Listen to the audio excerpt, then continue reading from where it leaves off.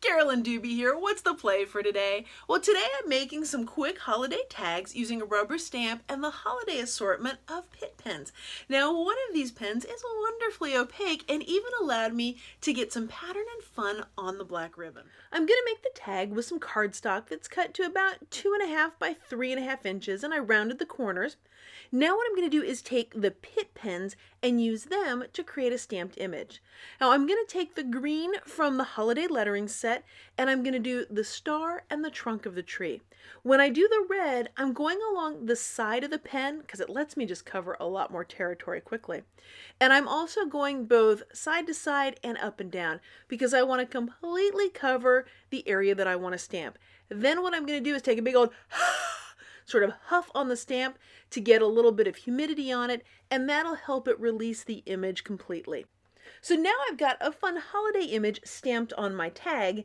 Now I want to give a little bit of an edge to this because, well, it's just white card there. So what I'm going to do is put a black line all around the edge. Now, if I had perfectly still hands, I could freehand this. I just know that drawing a straight line for me is tough. So I'm going to use the ruler to guide me. Now, I'm not putting the ruler right up against the very edge of the card. I actually am leaving a little bit of space between the edge and where I'm drawing.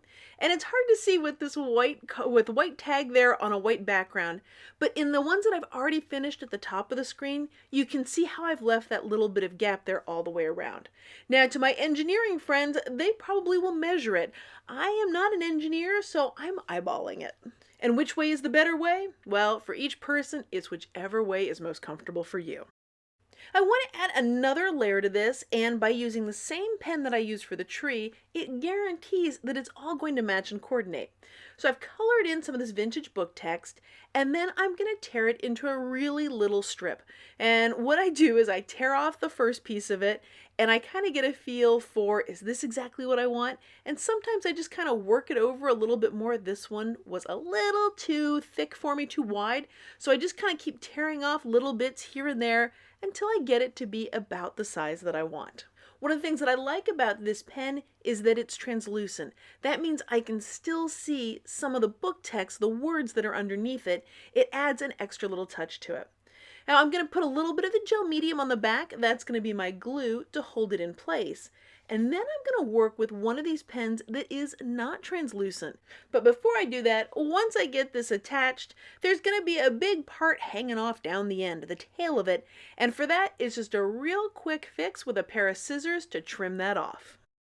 I want to add a little more detail to this plain black ribbon, so I'm going to bring in the gold Pitt pen and I'm going to use the ruler just to draw some straight lines along it. Now I've taped it down on each side just to hold it in place while I'm doing it so it doesn't wiggle around. And this is another case of me eyeballing with the ruler about where it goes. I could measure it, but that doesn't bring me joy, so I just prefer to eyeball it with these things. Now I've got one side of it with stripes. I am going to flip it over and I'm going to do the exact same thing on the other side. Because once I put these ribbons on the tags, both sides of the ribbon can show. Now, why did I use gold for this and not one of the other colors? Well, that's because the gold is so wonderfully opaque, and that means it's going to show up on something like a dark fabric. So once I've got both sides with the lines drawn on it, it's time to get it onto the tag. I've punched a hole near the top of the tag, and I've folded the ribbon in half and taken the folded part and stuffed it through the little hole.